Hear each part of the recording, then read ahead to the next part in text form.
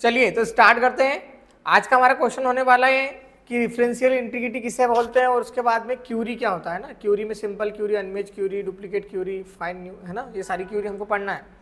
तो पहले आप देख लीजिए रेफरेंशियल इंटीग्रिटी क्या होता है। मैंने कुछ लिस्ट बना के रखी हुई है, आप भी सेम बना लेना। रेफरेंशियल इंटीग्रिटी जो होती है वो 3 प्रकार की होती है, यानी कि जब भी हम डेटाबेस में एक रिलेशनशिप लगाते हैं तो उसी में लगती है रेफरेंशियल इंटीग्रिटी। अब जनरली ये कितने प्रकार की होती है? 3 प्रकार की। वो कहाँ पर मिलेगी? उसके लिए सिंपल जाना आपको डेटाबेस टूल पे, देन यहाँ पर जाने के बाद में लिखा होगा रिलेशनशिप, यहाँ पर 100 वाले ऑप्शन पे क्लिक करेंगे। जब भी हम रेफरेंशियल इंटीग्रिटी बनाते हैं तो हमको एक रिलेशनशिप लगाना पड़ेगा टेबल में, है ना। उससे पहले मैं आपको एक चीज़ क्लियर कर दूँ कि जैसे हमने टेबल बनाए, आपने 2 टेबल बनाए, मेरे पास एक टेबल, एक रेफरेंशियल इंटीग्रिटी करके 1 टेबल है और एक रेफरेंशियल इंटीग्रिटी करके 2 नंबर का टेबल है ना। ऐसे 1 टेबल और एक 2 टेबल है, जिसमें मैंने क्या करा है कुछ एंट्री करी है हमने। जैसे यहाँ पर कुछ एंट्री आपको दिख रही होगी, है ना, और यहाँ पर भी एंट्री दिख रही होगी। हम इनको सेम कर लेते हैं, ठीक है, ताकि आपको मतलब दिक्कत ना हो अभी फ़िलहाल में समझने में। इस टाइप से हमने क्या करा है, सेम एंट्रियाँ कर ली हमने। ये आप देख रहे हो 1 2 3 4 इस टाइप से। यहाँ पर भी हम क्या करेंगे, इस पर जाएंगे 102, 100 और यहाँ पर 103, ठीक है। बाकी जो एक्स्ट्रा डेटा है उसको अपन सोच रहे हैं कि उसको अभी फ़िलहाल में अपन क्या कर दें, डिलीट कर दें, ताकि आपको समझने में दिक्कत ना आए, ठीक है। इस टाइप से डेटा है मेरे पास कुछ। अब हम लगाएंगे रेफरेंशियल इंटीग्रिटी। ध्यान रहे, जब भी हम रेफरेंशियल इंटीग्रिटी की बात करते हैं, रेफरेंशियल इंटीग्रिटी हमको लगाना है तो हमारे पास इस टाइप से डेटा होना चाहिए। हमारे पास 2 डेटा है, एक तो आईडी नंबर है, एक स्टूडेंट का नेम है, साथ ही साथ वो कौन सी क्लास में है उस क्लास का नाम भी, ठीक है। और एक और हमारे पास डेटा है जिसमें आईडी नंबर है और उस आईडी नंबर के मैथ्स में नंबर कितने आए, इंग्लिश में कितने आए, हिंदी में कितने आए, इस टाइप से ये चीज़ें क्लियर है। अब इन दोनों के बीच में हम रिलेशनशिप लगाएंगे और रिलेशनशिप जब लगती है तो इसके आगे क्या आता है, प्लस वाला ऑप्शन। सिंपल जाना कहाँ पर, डेटाबेस टूल पर, और यहाँ पर रिलेशनशिप वाला ऑप्शन मिल जाएगा आपको, है ना। यहाँ पर 100 टेबल पर जाएंगे आप देखो टेबल बहुत सारे मिल जाएंगे आपको, बट हमको क्या करना है, जो हमने टेबल बनाए थे जैसे रेफरेंशियल एक ये और एक ये, उसका नाम रेफरेंशियल इसलिए मैं दे रहा हूँ ताकि आपको समझने में दिक्कत ना आए, ठीक है। बाकी और कोई चीज़ नहीं है। जब भी हम रिलेशनशिप लगाते हैं हमको पता होना चाहिए कि एक फील्ड कोई सी ना कोई सी कॉमन होना चाहिए दोनों टेबलों में। और हमको भी पता फिलहाल में यहाँ पर क्या कॉमन है, आईडी से आईडी। तो हमने आईडी से आईडी को क्या करा, क्रिएट करा, ठीक है। जैसे आप आईडी से आईडी क्रिएट करोगे तो यहाँ पर आपको 3 ऑप्शन दिख रहे होंगे। एक तो फर्स्ट नंबर पर लिखा है इन्फोर्स रेफरेंशियल इंटीग्रिटी, एक लिखा है कास्केड अपडेट रिलेटेड फील्ड, और एक लिखा है कैस्केड डिलीट रेफरेंस रिकॉर्ड, है ना। अब तीनों का मतलब समझ लो। रेफरेंस जो इनफोर्स लिखा हुआ है, इनफोर्स रेफरेंशियल इंटीग्रिटी, इसका मतलब ये होता है कि जब भी, है ना, इसको यदि हम ऑन करेंगे, जैसे हमने ये ऑन कर दिया, तो जब भी हम किसी टेबल में डेटा लिखेंगे, जैसे इसमें कितने टेबल हैं, 2 टेबल है। जैसे मान लीजिए आपने पहले टेबल में कुछ एंट्री नहीं करी, जैसे हमने वो 102, 103, 104 वाला करा है, 101, 102, 103, है ना, 104 वाला नहीं करा है। हम चाहते हैं कि 104 के मैथ्स में 40 नंबर आए। आप मतलब कुल मिला के 104 वाले का पूरा डेटा ऐड करना चाहते हो, तो जब ऐड करोगे ना डेटा, वो पहले किस टेबल में होना चाहिए, पहले वाले टेबल में। यदि पहले वाले टेबल में नहीं होगा तो दूसरे वाले टेबल में आप एंट्री नहीं कर सकते। अभी फिलहाल में कर सकते हो, यदि आप इसको, यदि स्टार्ट आपने इस पे क्लिक कर दिया, मतलब अब नहीं कर सकते। और यदि क्लिक नहीं करते तो हमने ये वाली इंटीग्रिटी लगाई नहीं है, और जब ये वाला रूल आपने लगाया नहीं है तो आप आसानी से उधर भी एंट्री कर दो चलेगा, इधर भी एंट्री कर दो चलेगा। बट हमने क्या बोला कि यदि पहले वाले टेबल में उस डेटा की एंट्री नहीं होगी तो दूसरे वाले टेबल में हम डेटा की एंट्री नहीं करेंगे। जब तक हमको आईडी नंबर जैसे किसका है, उसका स्टूडेंट का नाम नहीं पता, हम कैसा लॉजिक लगा सकते कि यार इसके नंबर कितना है ना। हमने बोला 1 के 50 आए, 1 के 40 आए, अब किसके आए क्या पता, तो पहले उसका बायोडाटा, मतलब पहले उसका पहले वाले टेबल में उसकी इन्फॉर्मेशन सेव होना चाहिए, उसी के बाद में हम नंबर लिखेंगे। अरे आप जैसे एडमिशन लेते हो तो उसी दिन थोड़ी ना पेपर देते हैं, पहले एडमिशन लेंगे उसके बाद पेपर देंगे ना। तो पेपर देने वाला सीरियल जो है वो बाद में आया, एडमिशन वाला सिस्टम तो पहले आया ना। तो जब एडमिशन ही नहीं होगा तो स्टूडेंट पेपर कैसे दे सकता है। इसीलिए पहले वाले टेबल में यदि डेटा नहीं होगा तो दूसरे वाले टेबल में उसकी एंट्री नहीं होगी।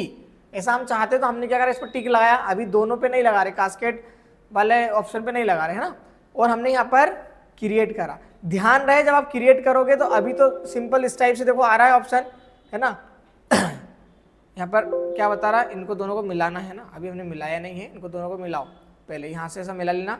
ध्यान रहे इसमें डेटा जो आप फिक्स कर रहे हो ना आईडी नंबर में, जैसे आपने ऑटो नंबर सेलेक्ट कर लिया, दूसरे टेबल में नंबर सेलेक्ट कर लिया तो भी नहीं लगेगा। दोनों की डेटा टाइप भी सेम होना चाहिए। किसकी डेटा टाइप सेम होना चाहिए? जिस फील्ड को आप रिलेशनशिप में लगा रहे हो, ठीक है, मैच कर रहे हो। इस पर क्लिक करने के बाद में सिंपल हमने क्रिएट करा और यहाँ पर ओके नहीं हो रहा है, क्या समस्या आ रही है? अच्छा अभी भी नहीं करा अपन, है ना? कर दिया था। Database engine could not be log table differentiate. Okay, अभी हमको क्या करना पड़ेगा? ये टेबल जो है ना, इनको सबको क्लोज करना पड़ेगा और ऐसा सेव करना पड़ेगा। अब डबल से आप ओपन करो रिलेशन वाले ऑप्शन को, अब हो जाएगा, है ना? ये और ये, ठीक है, अब हो जाएगा। यहाँ पर क्लोज कर देना एक बार, ठीक है। डबल से जाएंगे, ये टेबल आ गए हमारे पास, इस टाइप से है, और हमने यहाँ पर इस पर क्लिक करने के बाद में इस पर क्लिक कर, अब आ गए। वो जब टेबल ओपन होते हैं ना तो उस समय पर नहीं आते। अभी अब आप ध्यान से देखो, ये वन जो लिखा हुआ है ना, ये पहले हम रिलेशनशिप लगा देते तब नहीं आता था। यदि वन को भी मैं हटाऊं तो हटा भी सकता हूँ। मैं यहाँ पर क्लिक करके एडिट रिलेशनशिप पर जाऊँगा, और यदि मैंने इसको हटा दिया यहाँ पर तो देखो वन लिखा हुआ नहीं आया ना, अब सिंपल रिलेशन लगा है। और आपने आप क्या करा, इस पर राइट बटन प्रेस करके ऐड कर लेना, उसको एडिट कर लेना, और इन्फोर्स रेफरेंशियल इंटीग्रिटी पे आपने क्लिक करा और इसको ओके कर दिया। पहला वाला समझो, बाकी के बाद में समझेंगे, ठीक है। अभी हम क्या कर रहे हैं? टेबल ओपन कर रहे हैं, कोई सा भी एक ये कर लेना। देखो प्लस वाला ऑप्शन दिखा आपको, ध्यान से देखना। दूसरा टेबल भी ओपन कर लो, ये भी ओपन करा, ये दूसरा दिखा, पहले टेबल ये, दूसरा टेबल ये, ठीक है। मेरे को 4 वाली एंट्री करना है। ये कौन से नंबर का टेबल है? दूसरे नंबर का। मैंने 1 2 3 4 लिखा, इधर साइड में आऊंगा, यहाँ पर कुछ लिखा, यहाँ पर अभी एंट्री हो रही है, अच्छी बात है, पर डेटा सेव नहीं होगा, याद रखना। अब देखो नीचे आने की कोशिश करो, क्या बोल रहा है? You can not add the change and record because the related record required, है ना, इन टेबल रेफरेंशियल इंटीग्रिटी 1। मतलब जो उसमें डेटा ही नहीं तो इसमें आप ऐड नहीं कर सकते, उसमें रिक्वायर्ड है, मतलब उसमें ऐड नहीं करोगे तो यहाँ पर भी ऐड नहीं होगा। तो पहले वहां पर ऐड करो, फिर यहाँ पर करना, ठीक है, अच्छी बात है। हमने यहाँ पर क्लिक करा, अभी है ना हमको इसको डिलीट ही करना पड़ेगा, और हमारे पास दूसरा चारा है ही नहीं, ठीक है। इसको सबको पूरा डिलीट करो। पर आप चाहते हो कि मैं यहाँ पर एंट्री करने के बाद में तो 104 वाले की एंट्री करूँ, तो आप आसानी से कर सकते हो, कोई दिक्कत नहीं। यहाँ पर ये नाम लिख दिया मैंने, ये 10th क्लास में है। अब देखो इधर आ जाओ और यहाँ पर 104 लिख, primary decree can not be new value.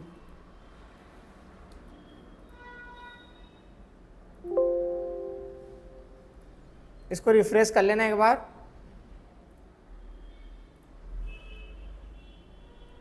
आ गए, अब नीचे आ गए हम, ठीक है। मतलब अब यहाँ पर देखो एंट्री वगैरह कर दी मैंने, कुछ भी, अच्छा ज़्यादा नंबर हो गए, कब उसको रिफ्रेश करना पड़ता है डेटा को, है ना। रिफ्रेश नहीं करोगे तो उसमें लॉजिक इधर से उधर डाटा ट्रांसफर नहीं होता, समझ गए? इस टाइप से, मतलब यदि हमारे पास इसमें डेटा नहीं होगा तो हम इसमें एंट्री नहीं कर सकते नई वाली, और एंट्री कर भी लोगे तो डेटा सेव नहीं होगा। क्लियर है? Very good. ये कौन सी रेफरेंशियल इंटीग्रिटी में कौन सा था? ये रेफरेंशियल। इसके बाद में आता है कास्केड, है ना। यहां पर जाओ, इस पर, इसी पर राइट बटन और एडिट। एक होता है कास्केड, अपडेट है ना, रेफरेंशियल फील्ड, ठीक है। अपडेट मतलब यदि आपने पहले डेटा में कुछ अपडेट करा है तो दूसरे वाले डेटा में ऑटोमेटिकली वो क्या होगा? अपडेट हो जाएगा। इसका मतलब ये है, ठीक है। पहले वाले में कुछ अपडेट करोगे तो दूसरे वाले में वो ऑटोमेटिक अपडेट हो जाएगा। हमने इस पे भी टिक लगाया, ध्यान से समझना मैं क्या कर रहा हूँ, ठीक है। और इसको ओके करा ना, फिर वही वाली कंडीशन, आपको क्या करना पड़ेगा? इन दोनों को क्लोज करना पड़ेगा, ठीक है। इसको ओपन करा हमने, इसी पर क्लिक करा, राइट बटन, एडिट, और यहाँ पर इस पर भी क्लिक करके ओके करो। ये हो गया, है ना। जब नहीं हो तो समझ जाना, मैसेज बॉक्स आए तो। इसका मतलब क्या है? दूसरे वाले अपडेट का मतलब, पहले वाले अपडेट करोगे तो दूसरे वाले में ऑटोमेटिक अपडेट होगा, इसका मतलब यही हो रहा है, ठीक है। हमने क्या करा? पहले वाला टेबल ओपन करा, ध्यान से देखना, ये 4 को हमने कर दिया 8, 108, 104 था, इसको 108 कर दिया। इसको रिफ्रेश करा और यहाँ से इसको क्लोज कर दो, क्लोज हो। 2 नंबर का टेबल निकालो, पहले 1 नंबर का टेबल निकालो, ये तो 8 था, 2 नंबर का निकालो। यहाँ पर भी 8 हो गया क्या? मैंने यहाँ पर 8 करा क्या? नहीं। मतलब मेरे को एक बात समझ में आ गई कि जब भी मैं क्या करूंगा, इसको रेफरेंशियल इंटीग्रिटी वाले ऑप्शन में कास्केड अपडेट रिलेटेड फील्ड वाले ऑप्शन पे क्लिक करूंगा यदि पहले वाले में कुछ अपडेट करूंगा तो दूसरे वाले में अपडेट हो जाएगा पहली बार, क्योंकि आपने रिलेशन किस में लगाया है, आईडी में, इसलिए आईडी नंबर अपडेट हो रहा है। यदि आप नाम में लगाते ना, नाम से नाम को जोड़ते, स्टूडेंट नाम से स्टूडेंट नेम को इस टाइप से, तो वहां पर नाम भी आप चेंज कर सकते थे, बट अभी हमने फिलहाल में क्या चेंज करा, ठीक है। एक लास्ट वाला होता है ऑप्शन, क्या, उसी पर जाओ, रिलेशन पर जाना और यहाँ पर इस पर क्लिक करने के बाद में राइट बटन अभी लगेगा क्या, क्योंकि ये डेटा क्या है, ओपन है, इसको भी क्लोज करो और इसको भी क्लोज करो। क्लोज ऑल में सब क्लोज हो जाते हैं और क्लोज में ओनली वो जिस पर भी आप क्लिक कर रहे हो वो क्लोज होता है। एडिट करा, कास्केड डिलीट रिलेटेड रिकॉर्ड, जिस भी रिकॉर्ड को डिलीट करोगे वो क्या हो जाएगा, डिलीट हो जाएगा दोनों साइड से। एक में दोनों साइड से अपडेट हो रहा है, एक में डिलीट हो रहा है और एक में क्या हो रहा है, यदि पहले में डेटा नहीं होगा तो दूसरे में भी डेटा नहीं होगा। तीनों मतलब समझ में आ गए। इस पर क्लिक करो और यहाँ पर ओके करो, काम खत्म। इसको भी हम क्या करेंगे, पहला वाला डेटा ओपन करेंगे, 8 नंबर का डेटा हमने क्या करा, डिलीट कर दिया, ये लो खत्म। इसको करो राइट बटन और क्लोज। अब एक पर करा था तो एक में तो डिलीट हो ही जाएगा। अब हम देखते 2 नंबर पे भी डिलीट हुआ क्या, हाँ हो गया, समझ गए। एक में डिलीट कर रहे हैं, दूसरे में भी डिलीट हो रहा है, एक में एडिट कर रहे हैं, दूसरे में भी एडिट हो रहा है, और यदि पहले में डेटा नहीं है और दूसरे में एडिट कर रहे हो तो वो भी नहीं होगा, ठीक है। रेफरेंशियल इंटीग्रिटी का मतलब आप बहुत अच्छे से समझ गए होंगे अब इस बार, ठीक है, कोई खास बात नहीं है। राइट बटन देन यहाँ पर एडिट, देखो रेफरेंशियल इंटीग्रिटी कितने प्रकार की होती है, 3 प्रकार की, enforce related integrity, cascade update related field, cascade delete record, है ना। एक में क्या होगा, पहले वाले में कि यदि पहले वाले डेटा टेबल में डेटा नहीं है तो दूसरे वाले में आप नहीं लिख सकते, मतलब अनिवार्य है, यदि कंपलसरी, मतलब पहले वाले में डेटा होगा तो ही आप दूसरे में लिखोगे। पहले वाले का मतलब ये है।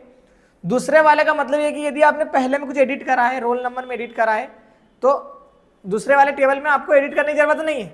हम भूल जाते हैं ना हर चीज कि यार हमने यहाँ पर एडिट करा, वहां पर भी एडिट, हम यहाँ पर जब एडिट करेंगे तो वहां पर ऑटोमेटिकली वो एडिट हो जाएगा। और तीसरे वाले का मतलब ये कि यदि आपने कोई सी फील्ड डिलीट करी है तो वो उधर भी डिलीट हो जाएगी, समझ गए।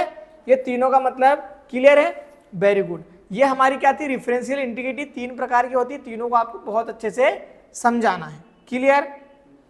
इसके बाद में आज हम और देखेंगे क्यूरी क्या होता है, जल्दी से इसको भी देख लेते हैं क्यूरी क्या होता है, ठीक है। इसका स्क्रीनशॉट अपन ग्रुप पे भेज देंगे ना, तो मत लिखो आप, ठीक है। चलिए इसके बाद में हमको अब समझना है, अभी इसको मैं क्लोज कर रहा हूँ, और कभी यहाँ पर नहीं होना वो मतलब अपडेट नहीं हो तो समझ जाना कि इनमें दिक्कत है, इनको क्लोज करना पड़ेगा आपको, ठीक है। अब हम समझेंगे क्या, क्यूरी पर क्लिक करने के बाद में जब आप जैसे क्यूरी पर देखो, मैंने यहाँ पर सबके नाम इसलिए अलग अलग लिखे हैं ताकि आपको समझ में जाए कि यार डुप्लीकेट क्यूरी होती है, अनमेच क्यूरी होती है, इस टाइप से, ठीक है। तो फर्स्ट नंबर पर हम जाएंगे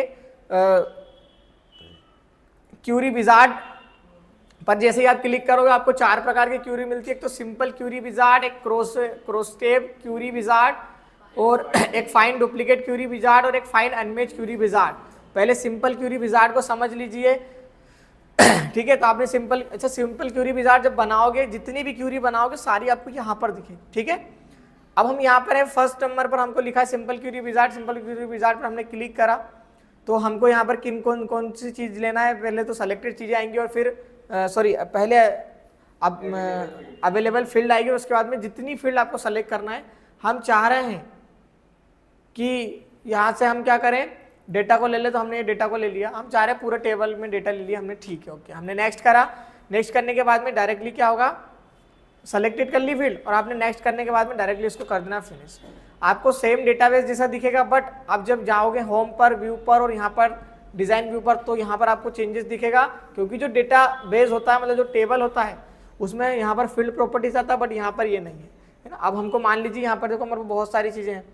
अब हमको किसी के आईडी नंबर से डेटा को ढूंढना है, पहले उस टेबल को ओपन करेंगे हम, पहले रन पर क्लिक करना, टेबल दिख जाएगा ना, ये 1 2 3 4 5 है। नेम में हमको नेम के हिसाब से डेटा ढूंढना है, तो हम क्या करेंगे, क्यूरी पर जाएंगे और यहाँ पर नेम में जैसे हमको राज का डेटा ढूंढना, हमने राज लिखा, और जैसे ही रन करेंगे राज का डेटा हमारे पास ओपन होके आ जाएगा। आपको बात समझ में आ रही है, इस टाइप से आप क्या कर सकते हो, डी से वो ढूंढ सकते हो। इसके बाद देखो यहाँ पर कैटेगरीज भी बहुत सारी है। हमने क्या करा, इसको तो यहाँ से हटा दिया, है ना, और हम कैटेगरीज में लिख रहे हैं, कैटेगरी कहाँ गई, ये हम ओबीसी वाले स्टूडेंट को देखना चाहते हैं, ओबीसी लिखा हमने, और हमने जैसे रन करा जितने भी ओबीसी वाले स्टूडेंट थे वो आ गए, ठीक है। फिर इसके बाद में हम यहाँ पर गए, यदि हमको ओबीसी नहीं देखना, हमको कोर्स के वाइज देखना है, देखो सिटी में तो हरदा है पूरा, हमको डीसीए वाले स्टूडेंट देखना, हमने डीसीए करा और रन कर दिया, डीसीए वाले स्टूडेंट आ गए, ठीक है। इस टाइप से आप क्यूरी चला सकते हो। ये क्या थी, सिंपल क्यूरी। अब सेकेंड नंबर पर आती है हमारे पास क्रॉस स्टेप क्यूरी। कौन सी क्यूरी आती है, क्रॉस स्टेप क्यूरी। हम जाएंगे क्रिएट वाले ऑप्शन पर, देन क्यूरी विजार्ड और यहाँ पर क्रॉस स्टेप क्यूरी और ओके। जैसे हम इस पर क्लिक करेंगे, यहाँ पर आपसे अब डेटा पूछेगा कहाँ से डेटा लेना चाहते हो। मैंने सबके अलग अलग नाम इसलिए रख दिए ताकि आपको समझ में ना आए, मतलब क्रॉस स्टेप वाली क्यूरी, ये क्यूरी नहीं है, ये टेबल है, उसका नाम क्यूरी इसलिए रख दिया क्योंकि वो टेबल में आपको समझ में आए, ठीक है। क्रॉस स्टेप टेबल हो गया।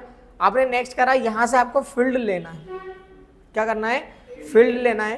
क्रॉस स्टेप क्यूरी में एक्चुअल में होता क्या है, देखो कि जैसे आपको डेटा को जमाना है ना, डेटा को जमाने का मतलब ये है कि मान लीजिए आप सोच रहे हो कि यार जिन्होंने डीसीए करा है, अब डीसीए तो 4-5 लोगों ने करा होगा ना, तो जिन्होंने भी डीसीए करा है उसमें से किन लोगों ने फीस दे दी है, और डीसीए में जैसे मान लीजिए एक ने 5,000 फीस दे दी है, किसी ने 8,000 फीस दे दी है, तो वो पूरा एक रिकॉर्ड में दर्ज हो जाए, है ना। वो उसको समझो आप, इसको प्रैक्टिकली समझ में आएगा। आपको यहाँ पर फील्ड सेलेक्ट करना है, कौन सी फील्ड को आप सेलेक्ट करना चाहते हो। तो हमने क्या करा, यहाँ से हम देखो मिनिमम आपको कोई 3 फील्ड यहाँ पर देखो, आपको बस 3 फील्ड यहाँ पर सेलेक्ट करना पड़ेगा। कोई सी आईडी नंबर हमको सेलेक्ट करना पड़ेगा क्योंकि बिना आईडी नंबर के पहचान नहीं सकते। एक आईडी नंबर और एक हम कैटेगरी वाइज और एक सर कैटेगरी को नहीं कोर्स और फीस को रखना, डीसी और फीस तो हो जाएगा। नहीं फीस इसलिए रख रहे हैं क्योंकि फीस में हम समझेंगे डेटा को, अभी समझी तो आप थोड़ा 2 मिनट देखिए आप, है ना। और एक कैटेगरी हो गया, एक फीस हो गया, ओके। यहाँ पर नेक्स्ट करेंगे, यहाँ पर कुछ चेंजेस नहीं करना है, नेक्स्ट करना है आपको और नेक्स्ट कर देना और डायरेक्टली फिनिश कर देना। अब देखो इस टाइप से क्यूरी आई है, इतना कंफ्यूज मत हो। अभी जाओ होम पर, यहाँ पर जाओ और डिज़ाइन पर चले जाओ, ठीक है। अब यहाँ से आपने को क्या क्या चाहिए, आईडी नंबर, कैटेगरी, फीस चाहिए ना, बाकी की चीज़ें डिलीट कर दो, ठीक है, बाकी की चीज़ें डिलीट कर दो। अब ध्यान से देखो, जो आईडी नंबर है, आईडी नंबर को मैं क्या करना चाह रहा हूँ, मैं आईडी नंबर ऊपर लिखूँ, नीचे 1 2 3 4 ऐसे आ जाए, ठीक है ना। और उसके बाद में हम चाह रहे हैं, मतलब उसको हम कहाँ लिखेंगे, रो में। आईडी नंबर को कहाँ लिखेंगे हम, रो में। और जो कैटेगरीज है उसको हम लिखेंगे कॉलम में, मतलब ओबीसी, एसटी, एससी, जनरल, ऐसे कॉलम में अलग अलग हो जाए। मतलब कौन से अपना क्या बोलते हैं उसको, कैटेगरी ने, है ना। जैसे ओबीसी ने कितने पैसे दिए हैं टोटल, अब ओबीसी में कोई डीसी भी कर रहा, कोई बेसिक भी कर रहा हो, टेली भी। हम बोल रहे पूरा ओबीसी का फंड कितना आया है, पूरा एसटी का फंड कितना आया है, समझ रहे हो। ऐसे कैटेगरी वाइज हम डिवाइड कर रहे हैं। तो हम इसको कॉलम में लिखना चाहते हैं तो हम यहाँ से इसको कॉलम में कर देंगे, है ना। और हमको इनकी क्या चाहिए, फीस। फीस जानना है ना कि कितनी फीस आई है। फीस किस में होती है, वैल्यू, उसकी वैल्यू चाहिए हमको। तो हमने यहाँ से क्या सेलेक्ट करा, वैल्यू। अब जैसे रन करोगे ये देखो, ओके कर देना, ग्रुप बाय। अच्छा ठीक है, आपको फार्मूला भी बताना पड़ेगा। तो हम जोड़ेंगे ना सब फीस को, अरे ओबीसी है ना, तो हम यहाँ पर क्या करेंगे, सम। अच्छा यदि काउंट करोगे ना तो बता देगा 2 लोग ने फीस दिए, 3 लोगों ने दिए, ऐसा। तो काउंट वाला भी देख लेना। पर अभी सम करा, आपने रन करा, देखो आईडी नंबर 1 2 3 4 8 तक आ गया। ओबीसी की अपना इसने 7,000 फीस दी, इसने इतनी फीस दी, इसने इतनी फीस दी है, ये सारी चीजें आ गई, ठीक है। वो सम वाला फार्मूला कब काम करता पता है, जब आईडी नंबर नहीं लेते आप, यहाँ पर कोर्स लेते, है ना। देखो जैसे एक बार इधर भी समझो, आपने यहाँ पर, आप यहाँ पर लेके आ जाओ किसको, कोर्स को। ये कोर्स लेके आ गए, आईडी नंबर को हम डिलीट कर रहे हैं, हमने इस कोर्स को आगे रख दिया, इस कोर्स को आगे रख दो, ठीक है। ये कोर्स को हम, इसको हमने कैटेगरी को उसमें लिया है कॉलम में, और कोर्स को हम रो में लेंगे, मतलब डीसीए, फिर उसके नीचे पीजीडीसीए, फिर इस टाइप से सीरियल वाइज, ठीक है। तो हम इसको यहाँ पर क्या सेलेक्ट करेंगे, रो कर लेंगे। अब यदि आप इसको रन करोगे, देखो बेसिक वाला स्टूडेंट है, तो बेसिक में जितने भी लोग हैं, अब वो कोई भी हो, बेसिक में जो भी है, जनरल कैटेगरी से उसने 1 भी रुपया नहीं दिया। ओबीसी वाले ने 6,000 रुपये दिए हैं। अब ये 6,000 रुपये सब स्टूडेंट को मिला के हैं, ठीक है। अब वो 1 ने दिया हो, 2 ने दिया हो, ये नहीं पता, ठीक। न तो एसटी ने, न एससी ने। फिर उसके बाद में डीसीए ने 16,000 रुपये दिए हैं, डीसीए वाले कोर्स ने, जनरल वाले ने। अभी 16,000 रुपये एक व्यक्ति ने नहीं दिए, ये ग्रुप ने दिया है। आप ग्रुप में कोई भी हो सकता है, क्योंकि वो तो हमको उधर डेटा पता चलेगा, ठीक है। यदि हम सम लगाए हमने तो बाकी इस टाइप से चीज़ें हैं। बट यदि आप वहाँ पर सम नहीं लगाते, आप वहाँ पर काउंट करते तो हमको गिनती मिल जाती है, उनकी काउंट हो जाता नंबर। सम की जगह हम यदि काउंट करते और यहाँ पर रन करवाते तो इस टाइप से हमारा फील्ड आ जाती। मतलब देखो इधर जनरल में 2 लोगों ने डीसीए की फीस दी है ना, ये देखो ये बहुत अच्छी चीज़ हो गई ना। ओबीसी में बेसिक कर रहे हैं बहुत सारे स्टूडेंट, बट उसमें से एक ने फीस दी है, डीसीए में भी एक ने फीस दी है, इसने भी, और टेली में तो एक ने भी फीस नहीं दी है। अब हो सकता है टेली वाला कोर्स ही नहीं कर रहा हो जो ओबीसी कैटेगरी में हो, ऐसा भी हो सकता है। ठीक है, यदि हमको निकालना है कि कौन कौन कोर्स कर रहा है, कितने लोग डीसीए में कोर्स कर रहे हैं, कितने डीसीए में कर रहे हैं, तो ये भी बना सकते हो कि नहीं आप? कैसे बनाएंगे? फीस की जगह उसमें मतलब आईडी नंबर लगा देंगे और कोर्स आ जाएगा कि कौन से आईडी नंबर वाला क्या कोर्स। वो कैसे लगाएंगे? थोड़ा लॉजिक लगा सकते हो क्या आप? देखो उसके लिए लॉजिक हम मतलब हमको खुद को सोचना पड़ेगा पहले। हम ये चाह रहे हैं कैटेगरी वाइज डिवाइड कर दें, तो ये कोर्स को हम क्या करो, इधर ले आओ, आप कोर्स को इधर ले आओ, है ना।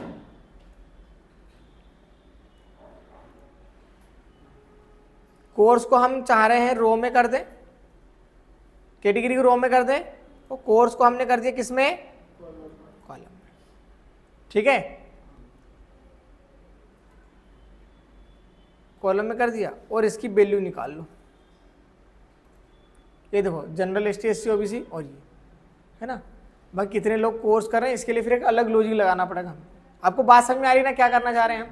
इस टाइप से आप यहाँ पर थोड़ा सा दिमाग यदि लगाओगे तो आप ये कॉलम रो में डिवाइड करके उसकी यहाँ से डायरेक्टली काउंट वाली, यहाँ पर सम वाली, मिनिमम मैक्सिमम वाले फार्मूले आप डायरेक्टली लगा सकते हैं। ये क्या है? Cross step Curie.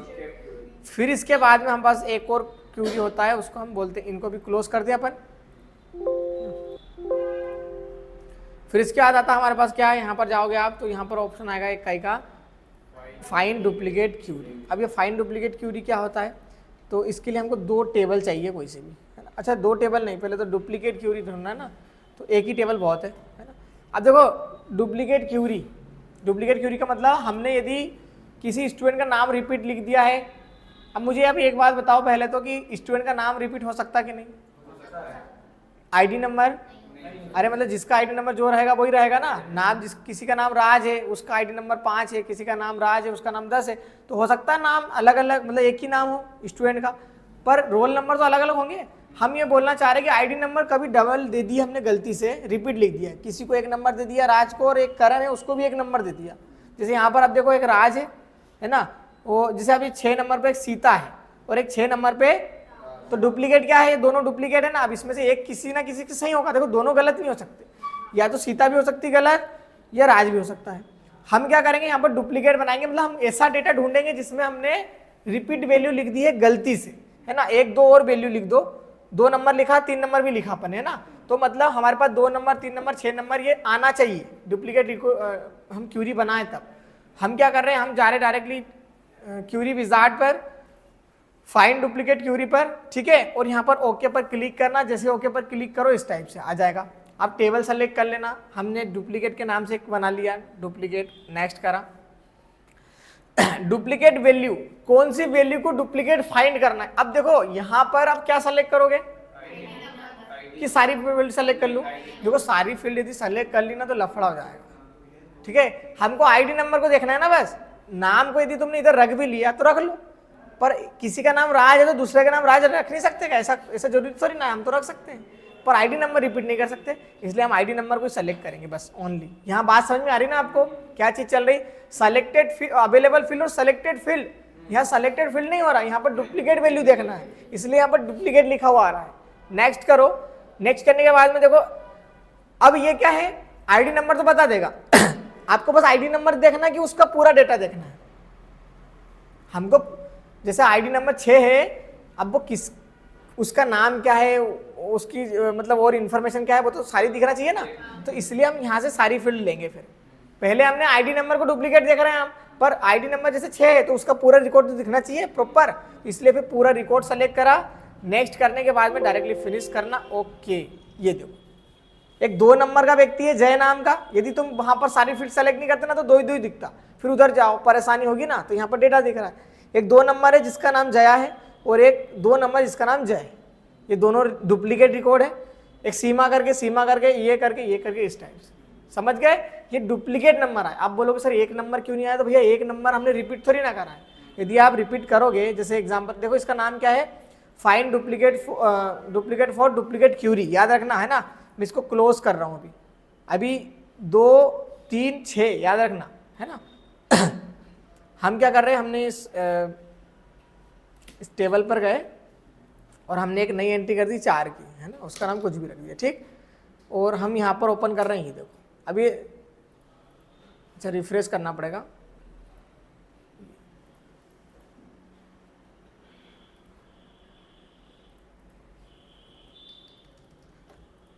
कभी क्या होता है डेटा नहीं भी आता, ऐसा भी हो जाता है बहुत बार।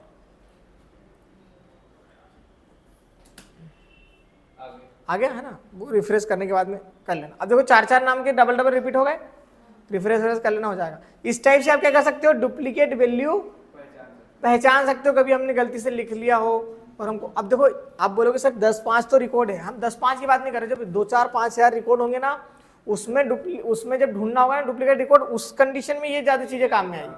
अभी 10 लोगों में तो हम आसानी से पहचान सकते हैं कि भैया इसका नाम डबल दिया है, बट यदि 10-20 हज़ार रिकॉर्ड होंगे तो फिर क्या करेंगे हम, फिर तो कुछ नहीं कर सकते ना। फिर एक होता है हमारे पास अनमैच क्यूरी। अब अनमैच क्यूरी, अनमैच मतलब हमारे पास 2 टेबल है ना, उनमें दोनों टेबल में हमको मैच करवाना है कि कौन सी वैल्यू हमने नई लिखी है, ठीक है। मतलब इसको देखो, हमारे पास एक टेबल ये है अनमैच के नाम से, और एक टेबल एक और है, एक अनमैच क्यूरी और एक अनमैच क्यूरी 2-2। ये क्यूरी नहीं है, ये टेबल के नाम, ठीक है। इधर देखो, आप ध्यान से देखो, इसमें और इसमें अनमैच यदि हम कर रहे हैं तो इसमें 1 2 3 4 5। अब इसमें देखो, आप बोलोगे सर 1 नंबर रिपीट हुआ है, इसको नहीं पहचान सकता। वो ये बोलना चाह रहा है दोनों टेबलों में डेटा सेम होगा ना, वो नहीं दिखेगा आपको, और सेम नहीं होगा। जैसे मान लो आपने इधर एंट्री किसकी नहीं कर, इसकी 10 और 11 की कर दी, इधर 10-11 की नहीं करी ना, तो 10-11 वाली एंट्री आपको अलग दिख जाएगी। अनमैच नहीं हो रहा, मतलब दोनों टेबलों में डेटा मैच नहीं हो रहा। इसमें जो डेटा आपने लिखा है, इसमें जो डेटा लिखा है, तो इसमें कुछ मिसिंग चीज़ है दूसरे वाले टेबल में, या पहले वाले टेबल में कुछ नहीं लिखा और दूसरे वाले में लिख दिया, तो पहले वाले में मिसिंग होगा कुछ। तो जो डेटा मिस होता है, जो डेटा दोनों में नहीं लिखा होगा सिमिलरिटी में, वो डेटा हमको देखना है, शो करना, तो उसके लिए हम अनमैच वाला ऑप्शन का यूज़ करेंगे। जाएंगे सिंपल यहाँ पर क्रिएट वाले ऑप्शन पर, इसको क्लोज कर दो पहली बात तो। Query wizard, unmatch query, then okay. एक तो अनमैच क्यूरी के नाम से हमने टेबल बनाया हुआ है, नेक्स्ट करा। दूसरी बार हमको क्योंकि अनमैच है ना, तो 2 बार टेबल अलग अलग सेलेक्ट करना पड़ेगा ना। पहले वाला टेबल सेलेक्ट कर लिया, अब जो सेलेक्ट कर लिया वो क्यों दिखेगा, वो तो सेलेक्ट कर लिया। अब दूसरा एक है अनमैच में ये वाला, ठीक है, इसको सेलेक्ट करा, सिंपल करेंगे नेक्स्ट। दोनों टेबल को सेलेक्ट कर लिया, अब दोनों में सिमिलरिटी मतलब मिलाना क्या है, यहाँ से कोई सी फील्ड को सेलेक्ट नहीं करते। जैसे हमने बोला सर नेम से हमको नेम को मिलाना है, तो नेम और नेम पर क्लिक कर दो, पर हमको नेम नहीं, हमने बोला ना नेम रिपीट हो सकता है, हम बोल रहे आईडी नंबर से आईडी नंबर, है ना, मतलब आईडी नंबर 1 है और उधर भी आईडी नंबर 1 है तो ठीक है, पर आईडी नंबर इधर 1 है और उधर है ही नहीं आईडी नंबर, तो वो दिख जाना चाहिए अलग ही, है ना, कि उधर वाले में चीज़ें मिसिंग है कुछ। हमने दोनों सेलेक्ट करा, नेक्स्ट। यहाँ पर अवेलेबल फील्ड, सेलेक्टेड फील्ड, उसका क्या देखना चाहते हो, पूरा डेटा देखना चाहते हो ना, तो पूरा डेटा सेलेक्ट कर लो। अच्छा एक काम करो, फीस नहीं करते भी तुमको समझ में जाएगा कि फीस नहीं आएगा उसमें ना, अभी ये भी देख लो आप, ठीक। नेक्स्ट करा और डायरेक्टली फिनिश, ओके। अब देखो इसमें फीस, अब मेरे को पता करना है कि जो आइटम नंबर 10 है उसकी फीस कितनी है, तो मेरे को पता ही नहीं लगेगा, इसलिए मैं बोल रहा था उस समय पर पूरी फीस, हमको पूरी फील्ड सेलेक्ट करना चाहिए ताकि पूरा डेटा दिखे। देख तो सकते हो, पर इस टेबल में जाना पड़ेगा, इस टेबल में 10 नंबर का ढूंढना पड़ेगा, समझ गए। ये 10 वाला और 11 वाला आईडी नंबर उधर रिपीट नहीं है। अब देखो यदि मैं क्यूरी में जाता ये मैंने ओपन करा, इसमें 10 नंबर ऐड कर दूं मैं, और मैं 11 नंबर ऐड कर दूं, ठीक है, और एक में 12 ऐड कर दूं, तो अब 12 उधर है क्या, 10-11 इधर है, 10-11 उधर भी है, मतलब अब हमको क्या रिकॉर्ड क्या दिखना चाहिए, बस ओनली 12 नंबर। हम इसको रिफ्रेश करेंगे और नहीं भी होता तो उसको क्लोज करेंगे सब फाइलों को। यहाँ पर आना, अभी नहीं हो रहा ना, राइट बटन क्लोज ऑल, अब डबल से उसको अनमैच को ओपन करो। अब देखो क्या हो रहा है, पहले वाले टेबल में डेटा नहीं लिखा था हमने, सॉरी, 12 और यहाँ पर 13। ठीक है, इसको क्लोज करो। आ गया 13 वाला, पहले वाले टेबल का रहता है वो, है ना। मतलब हमने पहले वाले टेबल में 13 लिख चुके हैं, दूसरे वाले टेबल में हमारे पास 13 नहीं है। यदि 13 उधर भी होगा तो वो नहीं आएगा। समझ गए? तो हमने 4 प्रकार की क्यूरी भी पढ़ लिया, डिस्कस भी कर लिया, और मेरे हिसाब से तुमको समझ में आ भी गया होगा। ठीक है, तो चलिए आज के लिए काफ़ी है।